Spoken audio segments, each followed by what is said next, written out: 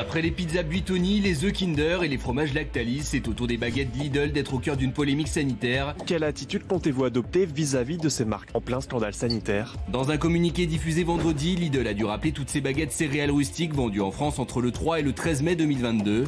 En raison du risque de blessures et d'effets indésirables suite à l'ingestion de ce produit, par précaution, il est recommandé aux personnes qui détiendraient des produits appartenant au lot décrit de ne pas les consommer. En cause, la possible présence de métal dans ce type de baguette. Une précision apportée par Lidl qui demande à tous les consommateurs en possession de ce produit de le ramener en magasin. Alors les baguettes de pain vendues par l'enseigne Lidl rappelées car elles peuvent contenir du métal. Faites-vous toujours confiance aux grandes surfaces ? Alors, non, oui, heureusement Raymond est là, heureusement. C'est pas le choix. Bah si, non. Si j'avais une boutique chez moi où je pourrais faire de la bouffe tout seul, je n'irais pas dans les grandes surfaces. Ah ouais, mais comment je vais faire? Moi, je suis obligé de leur faire confiance, je suis comme toi. On est obligé d'y aller, mais c'est pas autant qu'on leur fait confiance. Et encore une fois, c'est à deux vitesses, c'est-à-dire que ceux qui auront les moyens vont pouvoir avoir une nourriture dont ils vont se dire qu'a priori, il n'y a pas de souci, et ceux qui vont être obligés d'aller dans les pizzas Buitoni. C'est pas vrai parce que Buitoni c'est de la marque. Ça peut arriver n'importe comment. Mais de toute façon, plus l'agroalimentaire va être obligé de tirer les coûts et de baisser les prix parce que malheureusement, effectivement, des gens au 10 du mois, ils n'ont plus d'argent. Donc l'industrie agroalimentaire va s'aligner pour essayer de baisser les prix. Plus il y aura du risque sanitaire. Et hélas, non, je suis pas d'accord. C'est pas le risque sanitaire. Le risque sanitaire, tu peux le surveiller en contrôlant un maximum la société, en contrôlant un maximum l'entreprise. C'est pas le risque sanitaire, c'est surtout comment tu vas fabriquer ton produit. Si tu vas chercher des graines de chez Padoue qui font 4000 km avant d'arriver là, il y a de la ferraille dedans. Oui. Buitoni, c'était pas les matières. C'était l'hygiène. C'était le contrôle. Mais l'hygiène, ce soit même une grande marque ou une petite marque, l'hygiène, c'est l'hygiène. Si la grande marque, elle déconne, c'est pas parce que tu l'as payé cher que tu vas pas être content. Elle déconne pour l'hygiène notamment parce que justement, ils réduisent les coûts. Ils réduisent le temps d'inspection, ils réduisent tout ça. Et vous, Cyril, comment vous vous sentez, vous, quand vous allez faire vos courses? Là, c'est. L'Oasis, c'est les chips, par exemple, pour l'anniversaire de Lino. Quand vous avez été acheter les chips, et l'Oasis, vous êtes posé des questions? Non, je me suis pas posé de questions et j'ai déambulé dans les rayons. Et j'ai pris ce qu'il fallait. Et puis je me suis dit, ça sera moi et ma chance, les gars. Vous allez dans les rayons? On n'a pas le choix. Tu veux qu'on fasse comment? Vous allez dans les rayons, Cyril? Ah, bien sûr. Les rayons du supermarché? Ouais. Faites vos courses? Bah oui. C'est combien une baguette? Quel supermarché? Il va pas donner de marque, il va partout, Cyril. On en donnera plusieurs. Je vais partout, je peux aller chez Lidl, je peux aller chez Intermarché. Les mousquetaires, j'adore les mousquetaires. Je suis un fou de mousquetaires, donc voilà, donc je vois pas pourquoi je n'irais pas. Et bien sûr d'autres grandes marques. Je vais chez mon ami en bas. Qui votre ami? Un ami à moi qui fait des épiciers. Épicier du coin. Très sympa, avec qui on s'entend merveilleusement bien. C'est Fauchon? Ouais, le dos.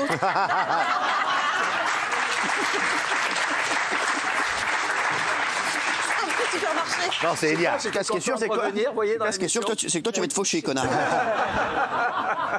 Non, mais alors, et je le dis, voilà, mais je fais mes courses comme tout le monde. Mais mec, croyez quoi? Merci de rester. Croyez quoi? Comment croyez quoi? Non. Vous êtes une star internationale et pourtant vous restez simple. Bravo, Cyril. C'est vrai.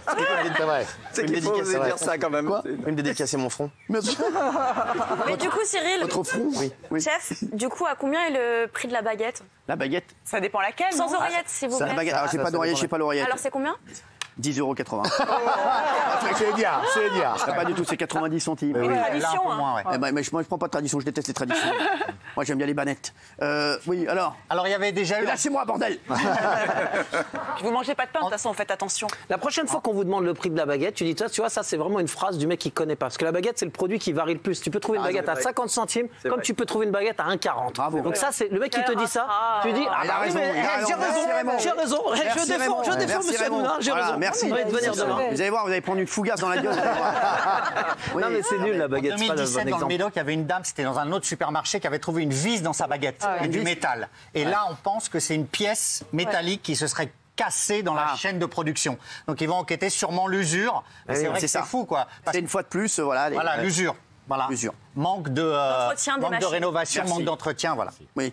J'ai un problème avec une grande marque. J'ai fait mes courses en grande distribution et on a trouvé un bout de dent. C'est la mienne, c'est ma dent. C'est vous qui avez fait ça? C'est la feuille, bien sûr. C'est votre main? C'est ma main, ouais. C'est votre main et c'est la dent de qui? Alors là, c'est la dent de quelqu'un malade, déjà. Je sais pas. Alors en fait, donc je... C'est un animal, ça, hein? Je sais pas, je suis rentrée à la maison. C'est un varan, à mon avis. Vous connaissez les animaux, les varans? Oui. Les varans. J'ai fait. Bravo. Bravo. Non.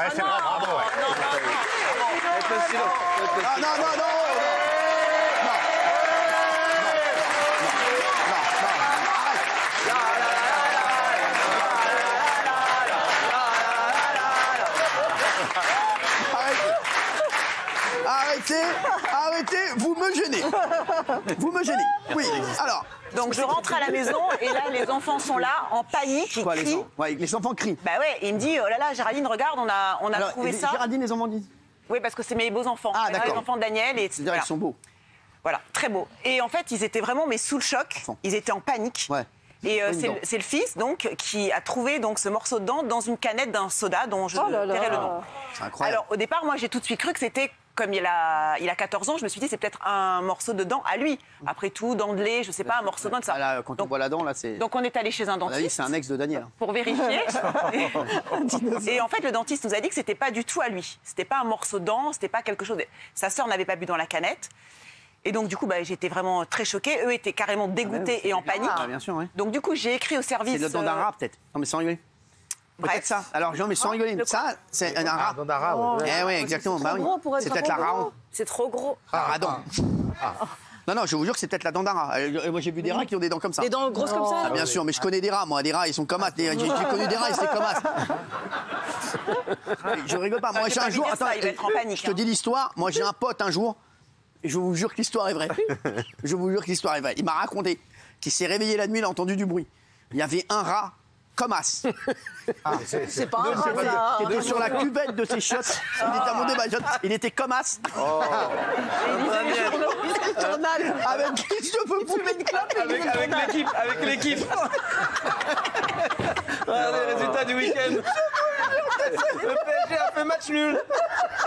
Je vous jure que c'est vrai. L'histoire est vraie parce que les rats, qu'est-ce qu'ils font? Ils vont par les toilettes et ils remontent. Et il m'a dit, j'avais un rat, il s'est retrouvé face à face avec un rat qui était comme as. C'est sur la cuvette. Comment il m'a dit les poches mouillées?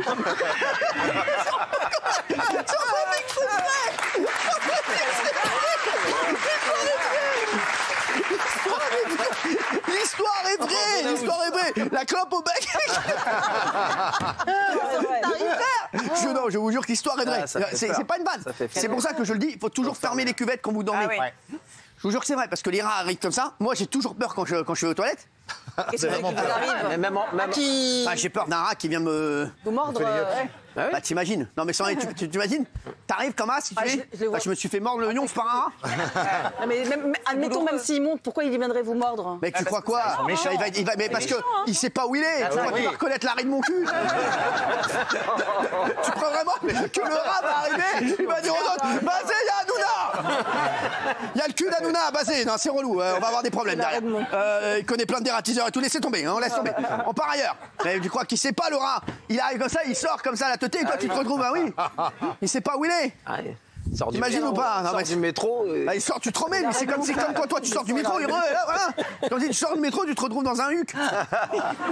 Il descend. Je leur dirais, non mais c'est un petit conseil, donc fermez toujours la cuvette. Merci, moi je le fais tout le temps. Non mais t'as raison, même en prison, ils mettent des bouteilles en prison. Bien sûr, je le fais tout le temps, moi. Je le fais tout le temps. Voilà, c'est un petit conseil pratique pour ceux qui nous rejoignent. On va passer tout de suite aux doses du jour, on va voter. Vous voulez pas faire la fin de la dent. Alors, on n'a pas fini cette histoire. Bah, pas vraiment. Mais j'adore, alors vas-y. Donc en fait, j'ai écrit au service client de la marque en question, en leur expliquant ce qui s'était passé, après avoir eu la certitude que c'était pas un morceau de dent de mon beau-fils. Bien sûr. Et ils m'ont répondu 5 jours après, parce qu'ils veulent tout savoir. Ils veulent savoir où vous l'avez acheté, quelle date vous l'avez acheté, contenant, si c'est bouteille, si c'est canette, si c'est de pack de 6, pack de 12. Ils veulent tout savoir, la date et tout ça, et le ticket de caisse et tout ça. Bon, j'avais pas le ticket de caisse, mais bref. Et ils sont revenus vers moi 5 jours après. On dit c'est la dent de Janine Taguel. La jeune fille m'a laissé un message sur mon répondeur et je dois la rappeler là demain. Voilà. C'est encore en cours. Ça vient de se passer là, ça s'est passé il y a moins de 8 jours. Non, à cette dent-là. Bah oui. Mais c'est horrible, arrête. Ça, c'est à mon avis. Et donc, ils voulaient toujours vider la canette dans un verre parce qu'au moins on voit ce qu'il y a à l'intérieur. Bien sûr. Moi, je bois toujours la canette. Parce que lui avait bu la canette comme ça, directement. Et donc, il a eu le choc quand il a eu le morceau dans la bouche. Alors, vous avez vu maintenant ce qu'ils font? Ils mettent des petits papiers maintenant autour des canettes, de plus en plus de marques. Pour pas que vous buviez comme ça, et comme ça vous devez en retirer le papier. Tu sais, c'est très mauvais de faire ça. Parce que les canettes, elles sont stockées où? Dans un entrepôt. Qui vous dit que dans l'entrepôt, le rat, il a pas fait pipi sur la canette? Si vous ouvrez vos canettes, vous buvez directement. Mais c'est le truc, bien sûr. On va boire à la canette. Clément nous avait dit ça. Clément avait une maladie à cause de ça. Il avait un rat qui avait... mais je vous dis. Il fait pipi sur la canette. Bien sûr. Alors, les laissez pas ici aussi, parce qu'il y a Montiel qui fait pipi. Faut avoir une Montielite. On bronze. Qu'est-ce qu'il y a? Non, je disais la menthiolite, on bronze. Vous avez déjà eu des trucs, vous, dans vos canets, dans vos trucs? Non, jamais. Ah ouais? Non. Moi, j'ai trouvé un truc, moi, un jour. Quoi? Ah, moi, j'ai rien trouvé non plus. Non. Mais sur un truc comme ça, on peut porter plainte ou pas? Bien sûr, tu peux porter plainte contre la... Non, mais c'est une grande marque de soda. En tout cas, j'attends la suite et je vous dirai si ça vous intéresse. C'est une grande marque de soda? C'est la plus... Assez, ouais. C'est au-dessus, au-dessus, il y a le soleil. Hein. Ah, c'est vrai? Bah, au-dessus, il y a le soleil. Hein. Ne me dis pas. Ne me dis pas que c'est Cacolac. Ne me dis pas que c'est Rickless. On va faire notre enquête, on vous dira. Quoi? On fera une enquête, on vous dira. J'attends cette enquête parce que ça m'intéresse. Franchement, moi, j'ai trouvé un bout d'ongle un jour. T'es sérieux? Non. Dans la canette? Un bout d'ongle de Yep. Sur son tapis. Dans un gâteau que j'avais acheté. Non. Et un jour, j'ai trouvé une couille dans un pépito.